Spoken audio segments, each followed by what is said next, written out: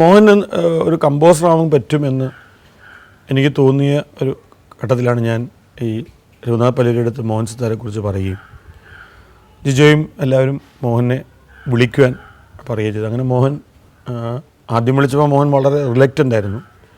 എനിക്കൊരു music director ആവാൻ പറ്റില്ല, രാജീവ് എന്തിന് എന്നെ ഞാൻ അങ്ങനെ ആലോചിച്ചിട്ടില്ല, ഞാനൊരു പ്ലെയർ മാത്രമാണ്. പക്ഷേ ഒരു 3 ദിവസം ഞാൻ ആക്ച്വലി വളരെ ഇൻട്രസ്റ്റിംഗ് ആണ് മോഹൻ്റെ ഒരു വരവ്. ഓരോ പ്രാവശ്യവും രാവിലത്തെ വേണാട് എക്സ്പ്രസ്സിൽ എറണാകുളത്തേക്ക് വരാമെന്ന് പറയും. 3 ദിവസത്തോളം 3 പ്രാവശ്യം ഞാൻ കണ്ടിന്യൂസ് ആയിട്ട് റെയിൽവേ സ്റ്റേഷനിൽ പോയി മോഹൻ വന്നില്ല. 3-ാം ദിവസം മോഹൻ സിത്താരയുടെ ഈ സിത്താര എന്ന് പറഞ്ഞ ഓർക്കസ്ട്ര അന്ന് റൺ ചെയ്തുകൊണ്ടിരുന്ന ഫ്രാൻസിസ് എന്ന് പറയുന്ന KSF-യിലൊരു ഉദ്യോഗസ്ഥനായിരുന്നു. ഫ്രാൻസിസ് ഗിറ്റാറിസ്റ്റാണ്. അപ്പോൾ ഫ്രാൻസിസ് ഈ 3-ാം ദിവസത്തെ വേണാട് എക്സ്പ്രസ്സിൽ വന്നിറങ്ങുമ്പോൾ എന്നെ കണ്ടു. അപ്പോൾ ഞാൻ ഫ്രാൻസിനെ കണ്ടപ്പോൾ പെട്ടെന്ന് മോഹൻ കൂടെ ഉണ്ടെന്ന് വിചാരിച്ചിട്ട് ഞാൻ ഫ്രാൻസിന് മോഹൻ എവിടെയാണെന്ന് ചോദിച്ചു. അപ്പോൾ ഫ്രാൻസിസ് പറഞ്ഞ് ഏത് മോഹൻ? ഞാൻ പറഞ്ഞില്ല, മോഹൻ്റെ അടുത്ത് മോഹനെ വെയിറ്റ് ചെയ്ത് ഞാൻ കഴിഞ്ഞ 3 ദിവസമായിട്ട് ഇവിടെ ഇങ്ങനെ റെയിൽവേ സ്റ്റേഷൻ നിൽക്കുകയാണ്. നവോദയയുടെ ഒരു സിനിമയാണ്, സംഗീത സംവിധാനം അവൻ വിളിച്ചതാണ്. ഈ ഫ്രാൻസിസ് പെട്ടെന്ന് അദ്ദേഹം വളരെ പേഴ്സണലായിട്ട് ഒരു കാര്യത്തിന് എറണാകുളത്ത് നിന്ന് അദ്ദേഹം ഉടൻ തന്നെ അടുത്ത ട്രെയിനിന് കയറി തിരുവനന്തപുരത്തേക്ക് പോവുകയായിരുന്നു. അങ്ങനെ മോഹനെ അവിടുന്ന് ടിക്കറ്റ് എടുത്ത് എറണാകുളത്തേക്ക് അയപ്പിച്ചത് ഈ ഫ്രാൻസിസ് ആണ് എന്നാണ് ഞാൻ മനസ്സിലാക്കിയത്. അതാണ് അതിൻ്റെ സാഹചര്യം. അപ്പോൾ മോഹൻ എറണാകുളത്ത് നിന്ന് കൽപ്പഹ ഹോട്ടൽ നിന്ന്, ആ ഹോട്ടൽ അവിടെ ഇല്ല, അവിടെ എന്തോ ഒരു ഹോസ്പിറ്റലാണ് ഇപ്പോൾ കലൂര്.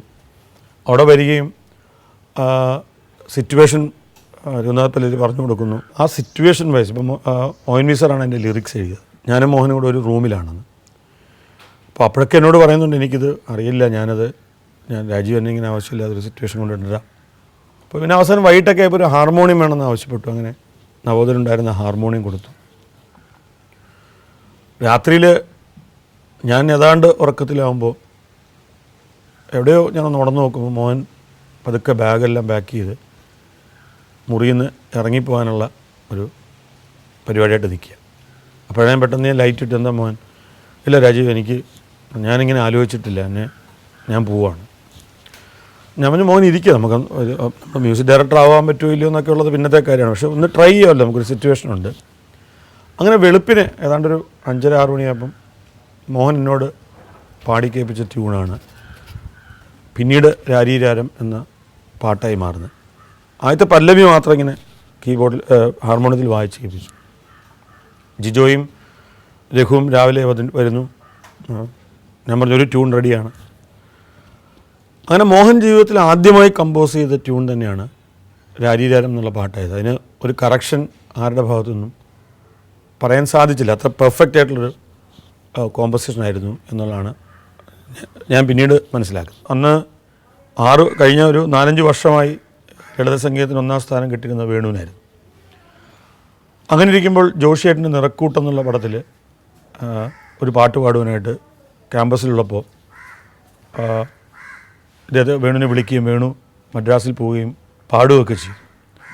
പക്ഷെ അൺഫോർച്ചുനേറ്റ്ലി പടം തന്നെ കാസറ്റ് റിലീസ് വരുമ്പോൾ ആ പാട്ടിൽ മറ്റൊരാൾ പാടുകയും വേണുവിൻ്റെ പേര് വേണു പാടിയ പാട്ട് ആ സിനിമയിൽ ഇല്ലാതാവുകയും ചെയ്തു. എന്നാൽ ആ പാട്ട് ചിത്ര പാടിയ വേർഷന് ആ വർഷത്തെ സംസ്ഥാന അവാർഡ് കിട്ടിയത്. അത്ര മനോഹരമായൊരു പാട്ടായിരുന്നു. പക്ഷേ അൺഫോർച്ചുനേറ്റ്ലി ആ വേണുവിൻ്റെ ശബ്ദം ആ സിനിമയിലും അതിൻ്റെ കാസറ്റിലും ഉണ്ടായിരുന്നില്ല.